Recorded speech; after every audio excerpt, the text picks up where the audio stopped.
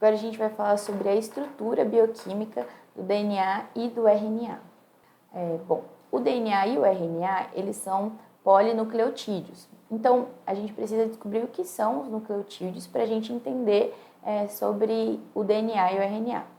Então, os nucleotídeos, eles são moléculas que são formadas por pentose, que é um açúcar, fosfato e uma base nitrogenada. Quando a gente fala da base nitrogenada, a gente está falando, elas têm uma divisão entre purinas e piramidinas. As purinas são a adenina e a guanina, enquanto as piramidinas são a citosina, a uracila e a timina. A adenina e a guanina, elas são encontradas tanto no DNA quanto no RNA. A citosina e a timina também são encontradas no DNA, enquanto a citosina e a uracila são encontradas no RNA. A gente não tem timina no nosso RNA. O grupo fosfato é o grupo químico derivado do ácido fosfórico e é a única porção que não varia no nucleotídeo. Então, ele é a única coisa que não sofre mudanças. A gente pode ter mudança relacionada ao açúcar e mudança relacionada à base nitrogenada. A pentose, ela é o açúcar com 5 carbonos e no DNA a gente tem a desoxirribose, enquanto no RNA a gente vai ter a ribose. Então, esse açúcar varia se a gente está falando de DNA ou de RNA. Aqui na imagem a gente tem a estrutura básica do nucleotídeo, ali o grupo fosfato, o grupo da pentose e a base nitrogenada. E aí a gente vai ver agora como que ocorre a formação do DNA e do RNA. Os nucleotídeos, eles vão se diferenciar por meio dessas bases nitrogenadas e eles vão formar os ácidos nucleicos por meio de uma ligação fosfodiéster, ou seja, essa ligação que vai ocorrer entre o fosfato de um nucleotídeo e a pentose do nucleotídeo seguinte. Então, a gente vai ter a ligação entre o fosfato de um nucleotídeo e a pentose do nucleotídeo seguinte, com o açúcar do nucleotídeo seguinte. E a gente vai ver que muitas vezes é falado que essa ligação vai ocorrer da seguinte sequência, do 5 para o 3, sempre fazendo essa correlação. Às vezes até falam que o sentido da vida vai do 5' para o 3'. Então a gente está falando sobre a posição do carbono e sobre essa ligação fosfodiéster. Em relação às bases nitrogenadas, elas vão se ligar por meio de pontes de hidrogênio. E aí no DNA a gente tem a adenina, que vai se ligar à timina. Então a gente tem aquela famosa maneira de decorar a ligação, que é aquela água tônica, cerveja gelada. A ligação entre adenina e timina, citosina e guanina. No RNA não ocorre ligação porque ele não tem dupla fita, mas a gente tem a transcrição do RNA.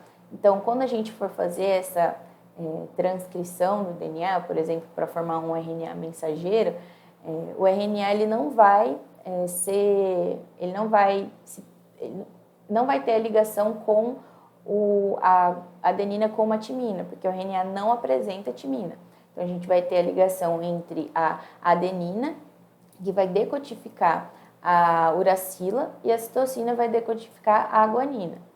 Uma coisa importante, a adenina e a timina, elas vão se ligar por meio de uma dupla ponte de hidrogênio, enquanto citosina e guanina vão se ligar por uma ponte de hidrogênio tripla. Então, essa ligação ela vai ser mais forte do que a anterior. Então, fica mais fácil de você quebrar uma ligação entre o A e o T do que entre C e G.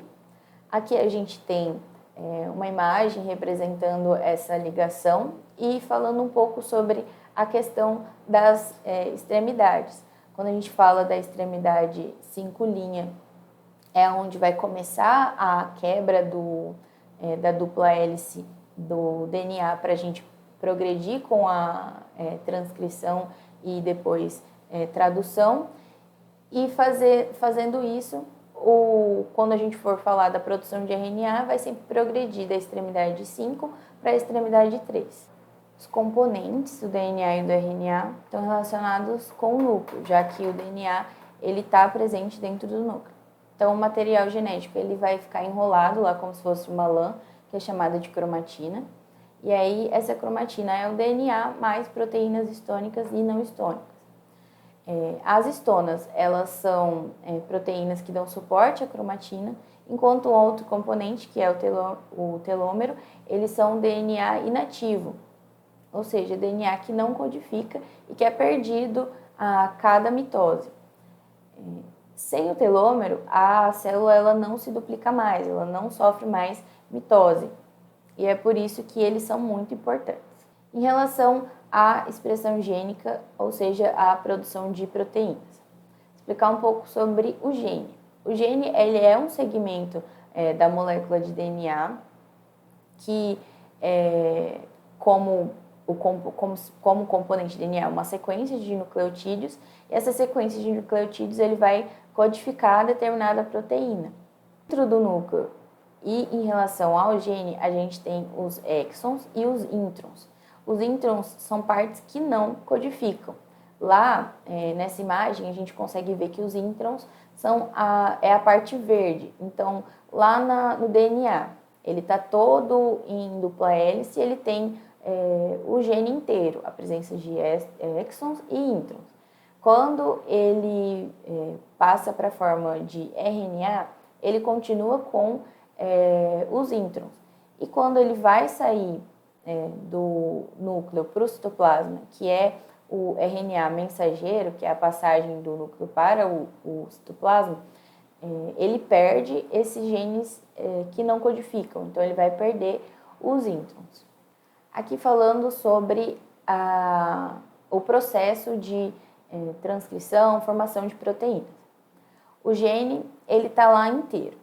Algumas enzimas são responsáveis pela quebra, pelo corte, digamos assim, da dupla hélice do DNA.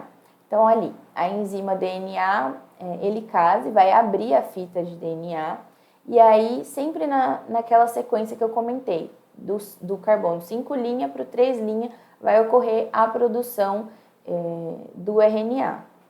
A síntese de RNA ela é por transcrição, então a gente vai ter uma outra enzima agindo depois que tem o corte dessa fita de DNA. Depois que a fita de DNA foi cortada, começa a ação da enzima em RNA polimerase, que é para a produção.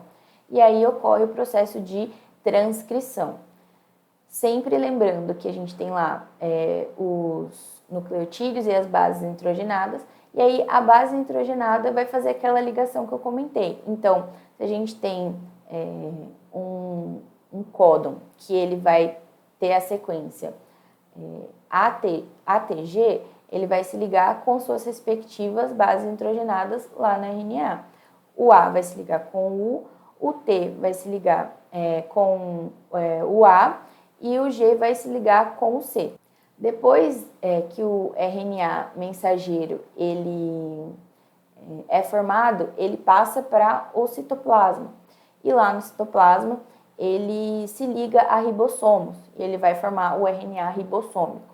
Depois disso, eles vão começar a produção de proteína por meio dos aminoácidos que estão presentes lá no citoplasma.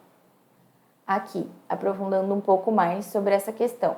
O RNA mensageiro saindo ali do núcleo, está no citoplasma, se conectou ao ribossomo, e lá na parte ribossomal do RNA, a gente tem um outro RNA, que é o RNA transportador.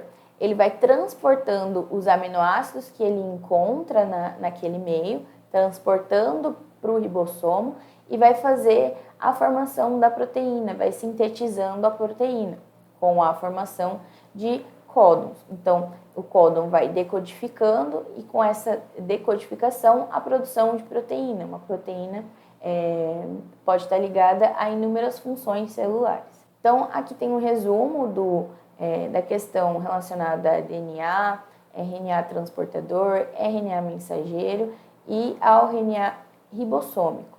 A gente aqui tem os componentes de cada estrutura, de cada molécula, qual é a função que ela vai ter dentro da questão de expressão gênica, onde que ela se localiza e a forma de cada uma. Muitas vezes vocês podem encontrar isso em algumas questões, mas nada tão aprofundado. Então, deixei aqui para caso vocês tenham interesse de darem uma olhada mais a fundo.